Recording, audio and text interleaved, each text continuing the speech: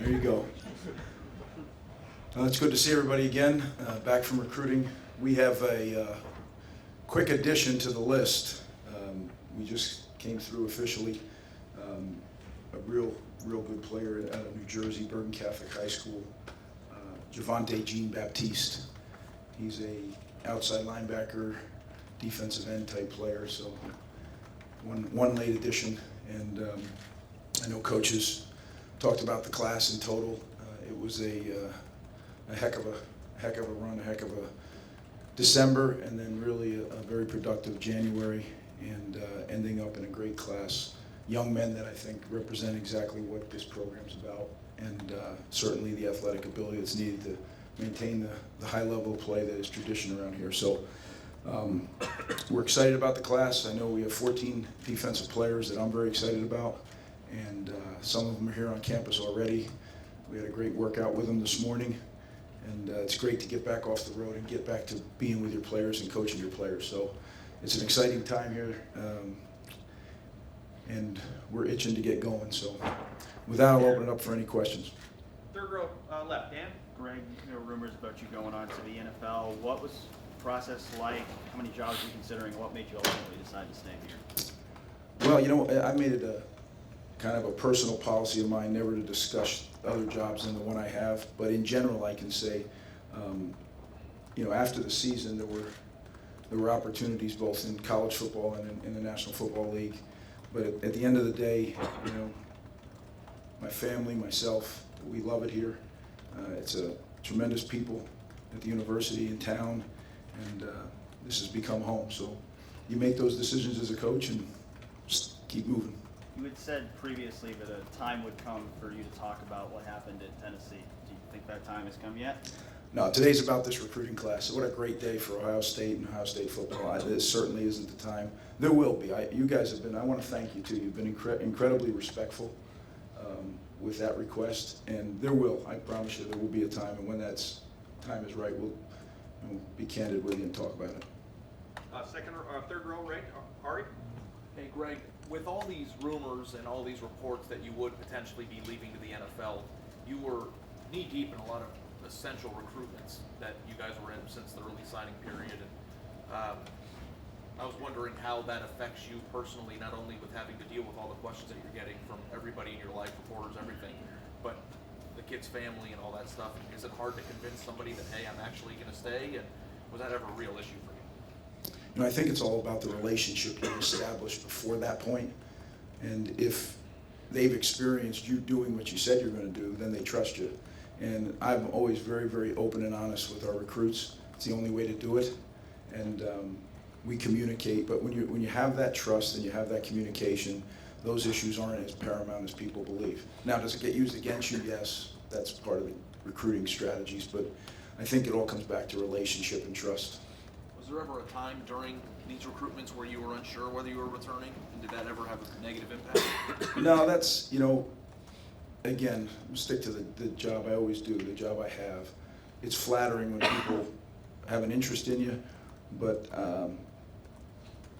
this is where my family and I wanted to be, so I don't ever get off that track very much. So when you're dealing with recruits, that's what makes it easy. You can be honest with them about that.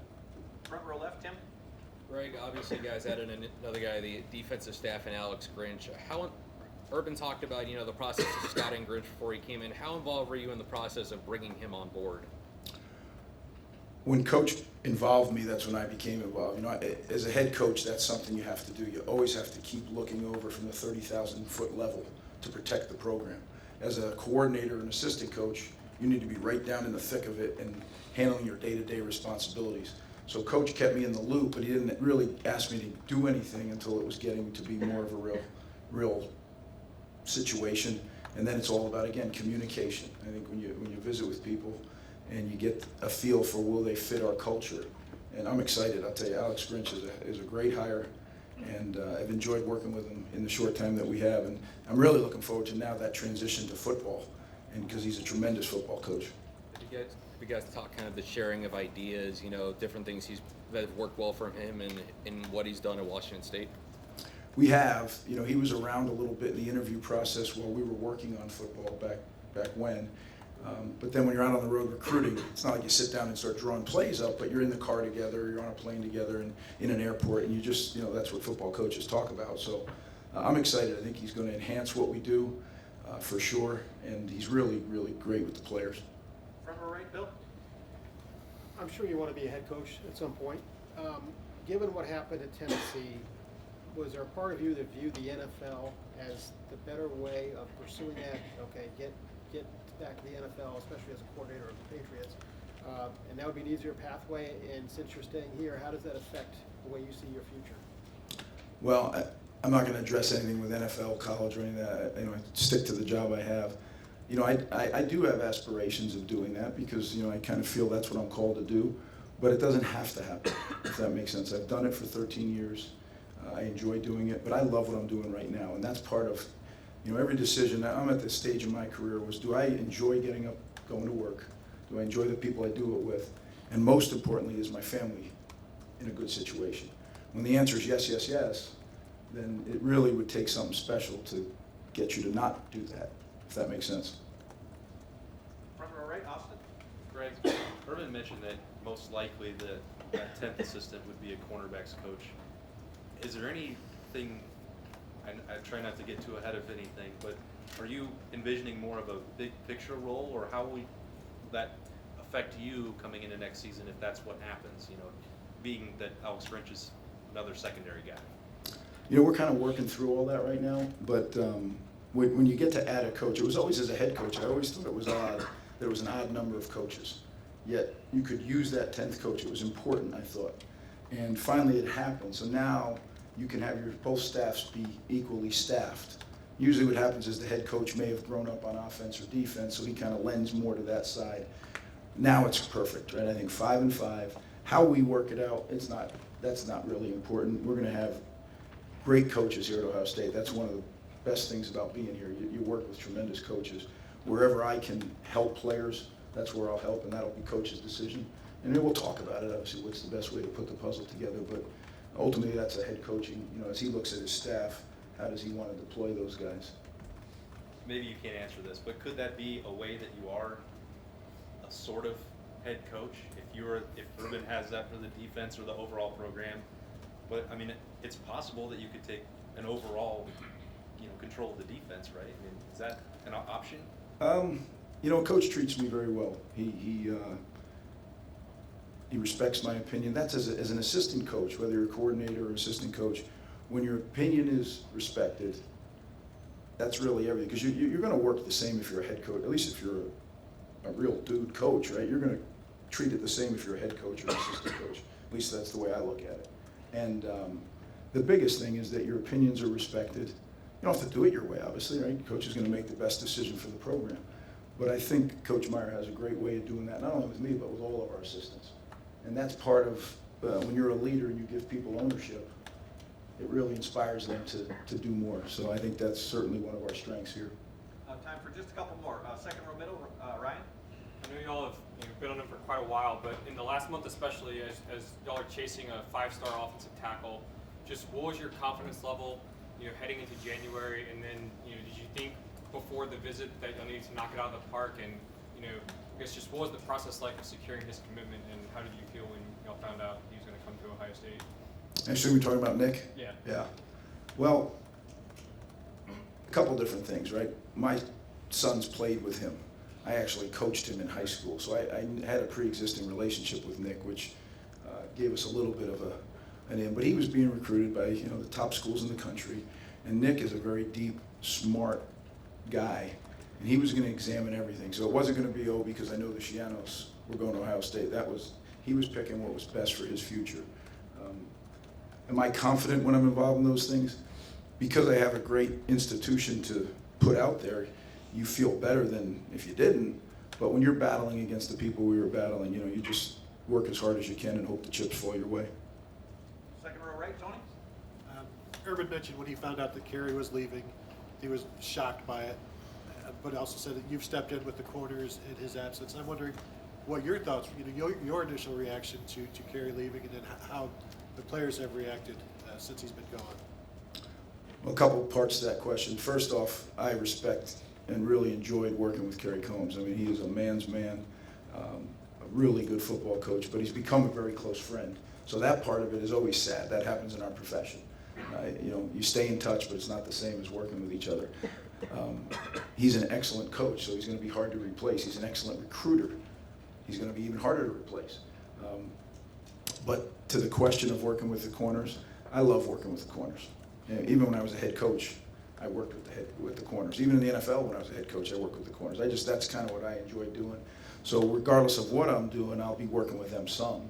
But we're going to try to get, as we always do, the best coach we can to help us continue to move the program forward. And how have the players been since Kerry left? You know, players love Kerry Combs. And it's not just the corners, you know, it's the whole team, because he handles special teams and talks to the whole team. And he's such a dynamic guy that certainly we have to really, all of us, I don't know if you ever replace, when you have a guy with that big a personality, I don't know if you replace him with one guy. I think what we all have to do is I have to do a better job. Other coaches have to pick up the slack a little bit. And we hire a coach who's really good, and we keep this thing moving forward. Okay, last couple with Doug and then Tim. Greg, I know you said you want to talk about the job you have, but this isn't just like an NFL rumor. I think the football world expected you to be the next New England Patriots defensive coordinator. So why aren't you the next New England Patriots defensive coordinator? I think in society we all have to be really careful because it's hard. Sometimes it's put out there so people assume that it's true, you know. And I think everything has to kind of slow down a little bit. That's what I wish. I understand the competition. I understand all that. So that's sometimes when things get moving, they get moving. But again, it's flattering when anybody would at least want to talk to you about doing a job. But I really love the job I have, so that's what I stick to. And it makes life much more doable that way. When you're thinking about these opportunities, though, what are the conversations like, especially when your head coach is a guy like Urban that you have such a relationship with? He said you guys have been talking for hours. I know you're not going to detail all of that, but just in general, what's it like to talk through opportunities with someone that's your boss but is also your friend and understands his coaching business? Very helpful. Yeah, it's very helpful. The one thing that I learned, and I know Coach does, is when people work hard for you and then things come up, you just be honest with them. Now, because he's one of my friends, that certainly, I know that for sure will happen. But I think as a young head coach, I used to make the mistake of trying to, I gotta keep him here, I gotta keep him here. You have to do it. When a guy works hard for you, you have to tell him the truth, what you think, and he's gonna make the decision what's best for his family. You know, we both have a great boss in Gene Smith, and he's helpful with that stuff. So when you have people, that's when I talk about the tremendous place Ohio State is. I mean, the people are what make it tremendous. And those kind of relationships help you in those situations. And final questions. Tim? Yeah, you've gotten to know Petit Frere better than anybody. What just stands out about him as a player? Why is he the #1 offensive tackle prospect in the country from your vantage point? I think he's incredibly athletic for a man of his size. And he plays with the kind of 4 to 6 A to B attitude that we preach here all the time. And when you watch his tape, you just see it over and over and over again. You don't have to watch a highlight tape to see that.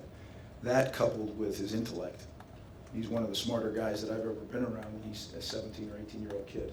So he's a neat guy. I'm excited to get him up here because he's not only a great player, but someone that I care a great bit about. But did you see this in him 3 years ago when you were down there and I not did. working, but sort of working?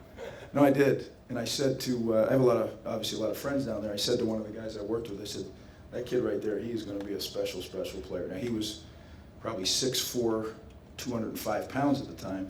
Heck, he came to our camp, he was 6'6", 227. This is a kid who's committed his life to becoming a big-time Division I offensive tackle. And that kind of work ethic, usually things work out. Thank you, guys. Thank you, Greg.